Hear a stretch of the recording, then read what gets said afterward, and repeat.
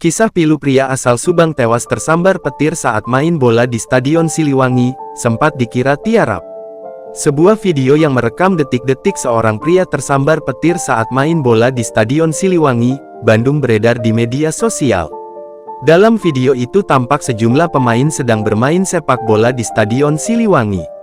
Namun tiba-tiba sebuah petir menyambar salah satu pemain. Kasih Humas Polrestabes Bandung AKP Nurindah Murdiani mengonfirmasi terjadinya insiden tersebut berdasarkan penelusuran dari Intelkam Polsek Sumur Bandung.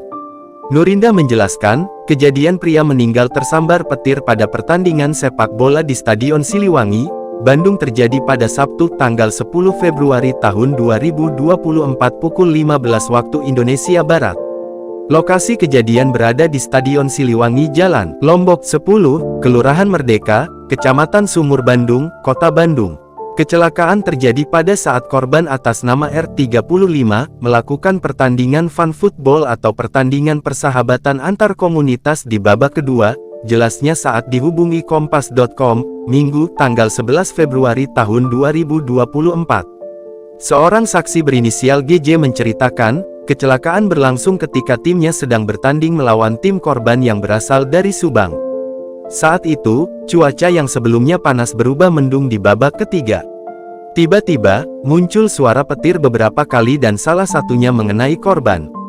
Timnya lawan tim saya, cuaca agak mendung, awal main panas, tapi di selatan sama timur sudah kelihatan hujan, di lapangan masih panas, makanya kita berani main, ujar dia, diberitakan Kompas.com tanggal 10 Februari tahun 2024.